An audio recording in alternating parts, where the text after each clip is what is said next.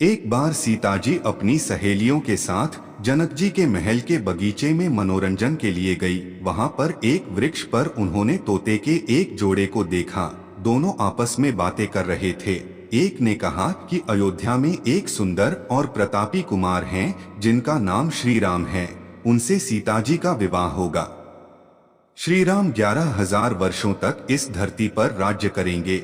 सीता और राम दोनों एक दूसरे के जीवन साथी की तरह इस धरती पर सुख से जीवन बिताएंगे। सीता ने अपना नाम सुना तो दोनों पक्षी की बात गौर से सुनने लगी। उन्हें अपने जीवन के बारे में और बातें सुनने की इच्छा हुई। सखी सहेलियों से कहकर उन्होंने दोनों पक्षी पकड़वा लिए। सीता ने उन्हें प्यार से सहलाया और कहा, भय मत करो, तुम बड़ी अच्छी बातें करते हो। यह बताओ, ये ज्ञान तुम्हें कहाँ से मिला? मुझसे डरने होने की जरूरत नहीं। दोनों का डर समाप्त हुआ।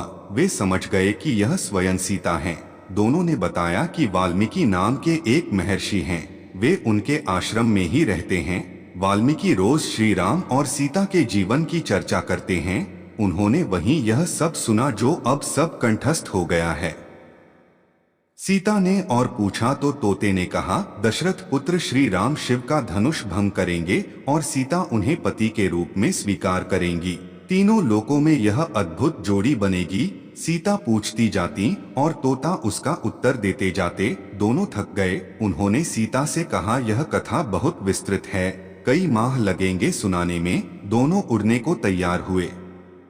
यह देख सीता ने कहा, तुमने मेरे भावी पति के बारे में बताया, उनके बारे में बड़ी जिज्ञासा हुई है।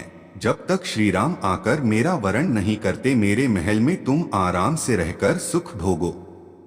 तोती ने कहा, देवी, हम वन के प्राणी हैं, पेड़ों पर रहते सर्वत्र विचरते हैं। मैं गर्भवती हूँ, मुझे घोंसले में जाकर अपने बच्चों को जन्म देना है। सीता जी नहीं मानी। तोते ने कहा, आप जिद न करें, जब मेरी पत्नी बच्चों को जन्म दे देगी तो मैं स्वयं आकर शेष कथा सुनाऊंगा। अभी तो हमें जाने दें।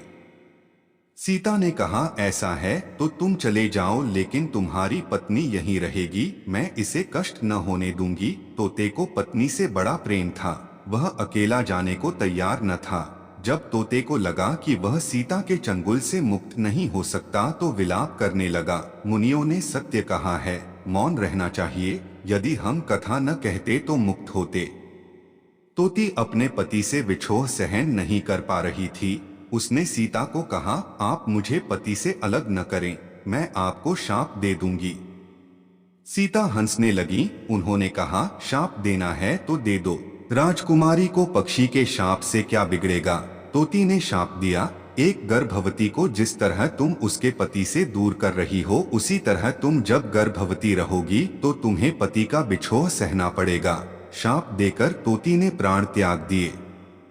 पत्नी को मरता देख तोता क्रोध में बोला, अपनी पत्नी के वचन सत्य करने के लिए मैं ईश्वर को प्रसन्न कर श्री राम के नगर में जन्म लूंगा और अपनी पत्नी का शाप सत्य कराने का माध्यम बनूंगा। वही तोता बाद में अयोध्या का धोबी बना, जिसने झूठा लांछन लगाकर श्री राम को इस बात के लिए विवश किया कि वह सीता को अपने महल से निष्कासित कर दें।